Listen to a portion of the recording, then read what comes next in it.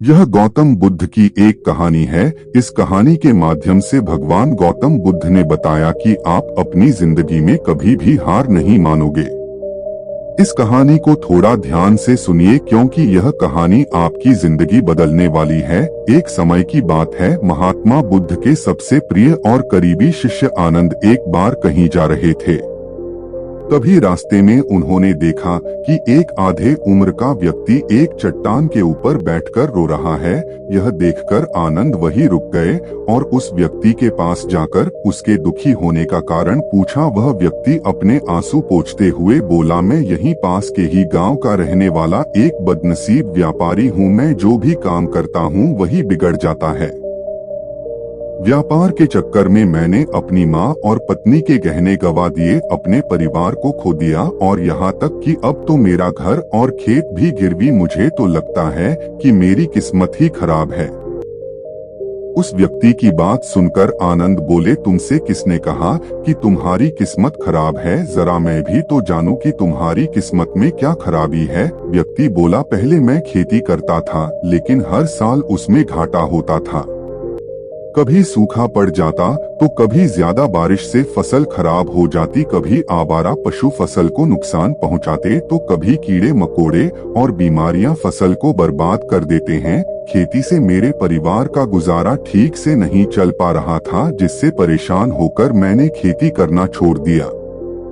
व्यापार करने का निश्चय किया। मैंने पत्नी के गहने बेचकर अपना व्यापार शुरू किया, लेकिन मेरा व्यापार नहीं चला। शुरू में तो मेरे परिवार वालों ने मेरी आर्थिक मदद की, मेरा साथ दिया, लेकिन जैसे जैसे मुझे नुकसान होने लगा मेरे परिवार वालों ने भी मेरा साथ छोड़ दिया और मुझसे दूर हो गए। अब तो वह मुझे देखकर अपनी नजरें फेर लेते हैं और मुझे ही अपने परिवार की गरीबी और दुर्दशा का जिम्मेदार ठहराते हैं। अब तो मुझे अपना जीवन ही बोझ लगने लगा है। अक्सर मेरे मन में ख्याल आते हैं कि अपना जीवन ही खत्म कर लूं और मैं आज यहाँ आत्महत्या करने ही आया था, लेकिन हिम्मत नहीं जुटा पाया, इसीलिए इस पत्थर पर बैठकर रो रहा हूँ।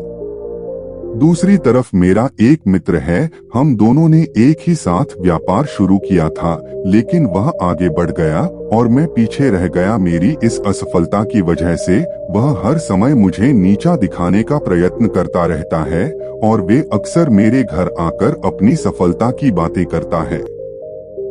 मेरे घर वालों को बताता है कि कैसे उसने कड़ी मेहनत करके इतना बड़ा व्यापार कर लिया और वह अक्सर अपने बढ़ते हुए व्यापार के किस्से मुझे, मेरी पत्नी और मेरे माँ बाप को सुनाता रहता है, जिसे सुनकर मेरे घर वाले उसकी तो प्रशंसा करते हैं लेकिन मेरी बुराई करते हैं, मुझे नाकारा और कम दिमाग का कहते हैं। मेरी पत्नी और माँ मुझे बात बात पर ताने मारती है, जिससे मुझे बहुत दुख पहुँचता है और कई बार खुद की नाकामयाबी पर क्रोध भी आता है। लेकिन मुझे समझ नहीं आ रहा कि मैं क्या करूं। यह सुन भिक्षु आनंद ने पूछा, तुम्हें किस बात का दुख होता है? अपने असफल होने का या फिर मित्र के सफल होने का सवाल सुनकर वह व्यक्ति एक पल के लिए सोचने लगा, फिर बोला, अगर सच कहूं तो मुझे अपने असफल होने का उतना दुख नहीं होता जितना कि मित्र के सफल होने का होता है। भिक्षु आनंद ने अगला प्रश्न किया, अगर तुम्हारा मित्र व्यापार में असफल हो जाता और तुम सफल हो जाते तो क्या तुम खुश होते? व्यक्ति ने कहा, हाँ, मुझे बहुत खुशी होगी। आनंद बोले, इसका मतलब कि तुम्हारी खुशी तुम्हारी मित्र पर निर्भर करती है। अगर वह चाहे तो तुम्हें खुश कर सकता है और अगर वह चाहे तो तुम्हें दुखी भी कर सकता है। तुम स्वयं से ना तो खुश हो सकते हो और ना ही दुखी हो सकते हो। भिक्षु की बातें सुनकर व्यक्ति थोड़ी देर के लिए सोच में पड़ गया और फिर बोला, आपकी बातें सुनकर मुझे में कुछ आशा बन रही है। तभी भिक्षु आनंद ने कहा, जब हम किसी से आशा बांध लेते हैं तो उस पर निर्भर हो जाते हैं, फिर हमारी खुशी और दुख भी उसी पर निर्भर करता है। इसीलिए सबसे बेहतर है कि तुम स्वयं से आशा बांधो। जब तुम ऐसा करोगे और साथ ही पूरी मेहनत और ईमानदारी से काम करोगे तो तुम्हें सफलता अवश्य प्राप्त होगी। तुम्हें लगता है कि तुम्हारा मित्र तुम्हें नीचा दिखाने आता है, दुखी करने आता है, पर अगर ईमानदारी से विचार करो तो वह बातें तो सच्ची ही कहता है। वह अपने संघर्ष और अनुभव की बातें बताता है। तुम उन बातों से बहुत कुछ सीख सकते हो। तुम्हें तो इसके लिए उसका धन्यवाद करना चाहिए कि तुम्हें घर बैठे इतने सारे अनुभव मिल रहे हैं। तुम अनुभवों का लाभ उठाओ, नई शुरुआत करो, ईमानदारी से कर्म करते जाओ, हार मत मानो, एक दिन तुम्हें सफलता जरूर मिलेगी। आज तुम जिसे अपना बुरा वक्त या बुरी किस्मत कह रहे हो, एक दिन यह बदल जाएगी और इसी के साथ तुम्हारी सोच और विचार भी बदल जाएंगे। और देखना, जब तुम्हारा अच्छा समय शुरू हो जाएगा तब तुम्हारा मित्र भी तुम्हें अपनी सफलताओं की कहानियां नहीं सुनाएगा, तुम्हें अपनी असफलताओं और परेशानियों की बातें सुनाई देगी, ताकि तुम उसकी बातें सुनकर भ्रमित हो जाओ, तुम्हारा अंधविश्वास डगमगा जाए और तुम गलत निर्णय ले सको। लेकिन उस समय भी तुम्हें अपने ही बुद्धि का प्रयोग करना होगा, स्वयं पर विश्वास रखना होगा। जिस प्रकार तुम्हारा मित्र आज तुम्हें दुखी करने आता है, वैसे ही वह उस समय भी तुम्हें दुखी करने आएगा, क्योंकि जिस तरह तुम्हें उसे दुखी देखकर मजा आता है, ठीक उसी तरह उसे भी तुम्हें दुखी देखने में उतना ही मजा आता है। व्यक्ति ने कहा, आपने सही कहा मुनिवर, लेकिन मेरा सबसे बड़ा दुख यह है कि मेरे परिवार के लोग भी इसमें शामिल हैं। वास्तव में मैं तो अपने परिवार के लिए अच्छा करना चाहता था, उन्हें खुश रखना चाहता था, लेकिन वह भी मेरी बातों और भावनाओं को नहीं समझ रहे हैं, मुझे ही गलत कहते हैं और पिछले कुछ समय से तो वह मेरे साथ भी नहीं है। भिक्षु आनंद ने उस व्यक्ति को समझाते हुए कहा, हम हमेशा चाहते हैं कि हम जो कुछ भी करें लोग उसके लिए हमारी प्रशंसा करें, लेकिन आमतौर पर ऐसा नहीं होता। लोग हमारे पास आकर तारीफ नहीं करते, जिससे हम दुखी हो जाते हैं। हमें लगने लगता है कि हमारे मित्र, रिश्तेदार, घर वाले सब स्वार्थी है। लेकिन अगर तुम किसी को अपना परिवार मानते हो और उसके लिए कुछ करना चाहते हो, तो फिर तुम ऐसा क्यों सोचते हो कि तुम दूसरों के लिए कुछ कर रहे हो? वास्तव में तुम अपनी खुशी के लिए कुछ कर रहे हो, क्योंकि उन्हें खुश देखकर तुम खुशी होती है।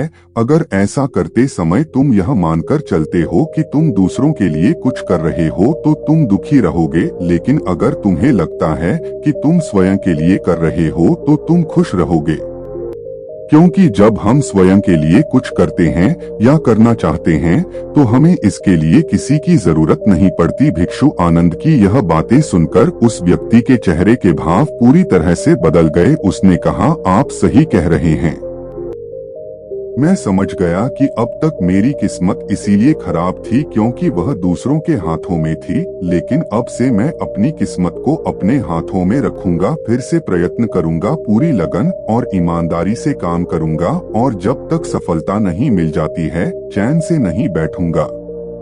उस व्यक्ति की बात सुनकर आनंद मुस्कुराए और उसे एक छोटी सी डिबिया देते हुए कहा, इस डिबिया को हमेशा अपने साथ रखना, इसमें एक ऐसा मंत्र है जो तुम्हें बड़े से बड़े दुख से भी बाहर निकाल देगा।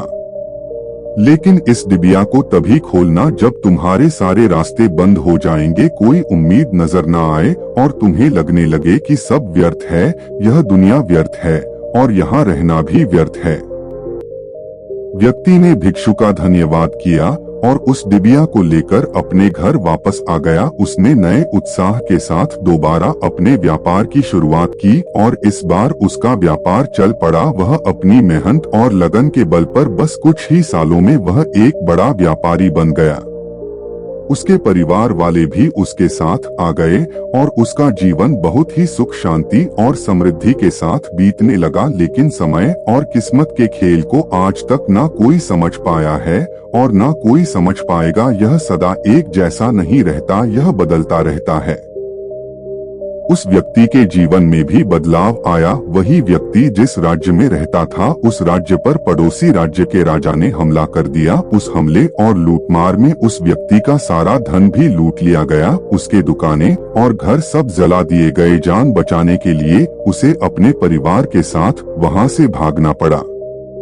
व्यक्ति अपने परिवार के साथ कई दिनों तक इधर उधर भटकता रहा। वह दाने दाने को मोहताज हो गया। उसका बच्चा बीमार हो गया और इलाज के अभाव में बीमारी से बुरी तरह रहने लगा। यह देखकर उसका हृदय रो उठा। उसके पास अपने बेटे के इलाज और परिवार को खिलाने के लिए धन के नाम पर एक सिक्का भी नहीं था। वह अंदर से बुरी तरह से टूट गया। ऐसे में उसे एक बार फिर से निराशा ने ही घेर लिया। उसे लगने लगा कि उसका जीवन व्यर्थ है, सारी दुनिया व्यर्थ है। लेकिन तभी अचानक उसे भिक्षु आनंद द्वारा दी गई डिबिया की याद आई। उसने भी उत्सुकता के साथ उसे खोला। उस डिबिया के अंदर एक पर्ची रखी हुई थी। उस पर्ची पर कुछ लिखा हुआ था। उस पर्ची को देखकर उसकी आंखों के सामने छाया हुआ निराशा का अंधेरा हट गया और वह एकदम से मुस्कुरा उठा। उस पर्ची पर लिखा था, यह वक्त भी गुजर जाएगा। दोस्तों, यह कहानी हमें सिखाती है कि समय के खेल को समझना असंभव है। यह हमेशा बदलता रहता है। इसीलिए बुरी परिस्थितियों में हमें अत्यधिक निराश नहीं होना है, आत्मविश्वास बनाए रखना है, क्योंकि समय बदलता जरूर है। आज बुरा है तो कल अच्छा भी जरूर होगा। अगर आपको इस वीडियो से कुछ सीखने को मिला हो तो इस तरह की और वीडियो देखने के लिए आप हमारे चैनल को लाइक, सब्सक्राइब, शेयर करें।